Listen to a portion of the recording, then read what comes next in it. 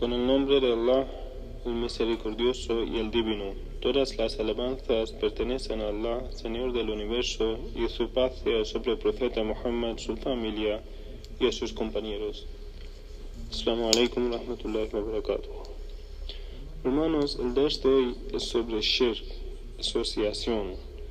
Lo opuesto a la unicidad de Allah es la idolatría, shirk. En árabe el término shirk significa asociar. Allah emplea la raíz de la palabra shirk cuando narra el pedido de Moisés para que su hermano Aarón sea designado como profeta y le acompañe en su misión. Allah subhanahu wa ta'ala dice: wa ashrikhu fi amri, y asociale en mi misión. Islámicamente existen dos tipos de idolatría: la idolatría mayor y la idolatría menor. Primero hablamos sobre la idolatría mayor. La idolatría mayor es quien asocia otras divinidades a Allah, como la idolatría de los cristianos que incluyeron a Allah en Trinidad. La de los zoroastrianos que atribuyen los acontecimientos buenos a la luz y los malos a la oscuridad. Y la de los sabios que creían que los astros controlaban el universo. Quienes adoran las tumbas también se asemejan a estos, pues creen que las almas de los hombres piadosos se trasladan libremente de un lugar a otro después de la muerte. Solucionan los problemas de la gente, alivian sus aflicciones, socorren a quienes las invocan y protegen a quienes se refugian en ellas. La idolatría mayor consiste en atribuirle cualquiera copartícipe a Allah, ya sea un ángel, un profeta, un hombre piadoso, el sol, la luna, una piedra o un ser humano cualquiera, y adorarlo como se adora a Allah, es decir, implorándole, pidiendo su auxilio, haciéndole ofrendas y demás actos de adoraciones. No es condición que aquello que se ha asociado con Allah se crea que tenga atributos semejantes a los que Allah posee para que esta asociación sea llamada idolatría. Tampoco es condición que para que una persona sea considerada idólatra debe asociar a Allah lo que considera semejante a Él en todos sus atributos. Por el contrario, la legislación islámica considera idólatra a quien atribuye al más mínimo copartícipe a Allah. Con respecto al relato que Allah hace acerca de la que decían las idolatras: Ta'allahi in kunna lafi dalalim mubin iz nasawwikum bi rabbil alamin. Juramos por Allah que ciertamente estábamos en un evidente error, pues equiparábamos a los ídolos con el Señor del Universo y los adorábamos. Esta eleyas se refiere a que ellos equiparaban a sus ídolos con Allah en el amor, el temor, la confianza, la obediencia y la sumisión, pero no en la facultad para crear, pues ellos mismos afirmaban que solo Allah tenía el poder para crear todas las cosas. Ahora hablamos sobre el peligro de la idolatría mayor. La idolatría mayor es muy peligrosa, pues ella invalida todas las obras. Allah subhanahu wa ta'ala dice en el Corán: ذلك هدى الله يهدي به من يشاء ومن عباده ولو أشركوا لحبط عنهم ما كانوا يعملون.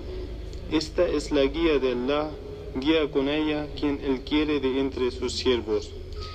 Pero si hubieran sido de los que asocian copartícipes a Allah, todas sus obras habrían sido en vano. Allah subhanahu wa ta'ala dice a su mensajero: por cierto que se te ha revelado, oh Muhammad, y también a los profetas que te precedieron, que si atributes copartícipes a Allah, tus obras se malograrán y te encontrarás entre los perdedores. El idólatra será condenado a vivir en el infierno enteramente y Allah no lo perdonará ni lo admitirá en el paraíso jamás. Allah subhanahu wa ta'ala dice: Inna Allah la yakfiru an yashrika bihi wa yakfiru ma duna dhalika liman yasha. Allah no perdona que se le asocie nada a él, pero fuera de ello perdona a quien le place. ¿Qué quiere decir? Si una persona se muere en la situación de asociación, si antes de morir él no pide perdón desde Allah, que él había unos de los que asocian a otros con Allah, pues Allah subhanahu wa ta'ala no le va a perdonar.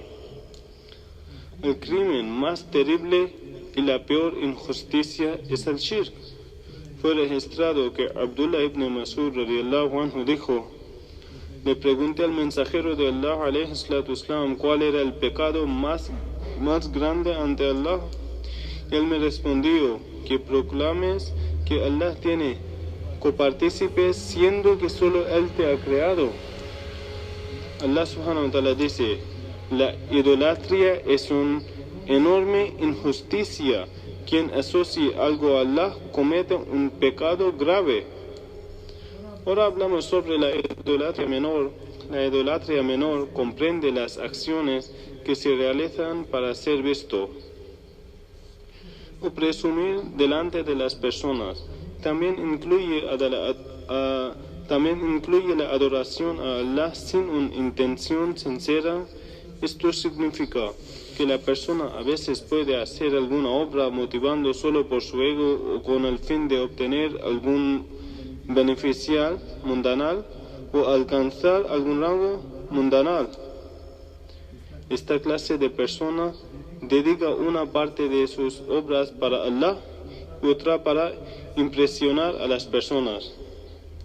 A esta clase de idolatría en las obras les sigue la idolatría en las expresiones, como por ejemplo jurar por otro que no sea Allah o decir esto es lo que Allah y tú quisieron, o solo tengo a Allah y a ti, y según la intención de quien diga estas expresiones pueden convertirse en idolatría mayor. Quien cae en este tipo de idolatría, si bien no sale del Islam, se encuentra en una situación peligrosa, pues la recompensa de sus obras se ven disminuidas enormemente y corren el riesgo de ser invalidadas por completo. Fue registrado que Abu Musa dijo: un hombre se presentó ante el profeta, que Allah le da su gracia y paz, y le preguntó: entre un hombre que combate para conseguir el botín, otro que lo hace para ser reconocido como un héroe, u otro para alcanzar un rango más elevado, ¿quién de estos se considera más está combatiendo por la causa de Allah? El mensajero de Allah, que Allah le da su gracia y paz, respondió: quien combata para defender que la palabra de Allah sea establecida en la tierra, está combatiendo por la causa de Allah.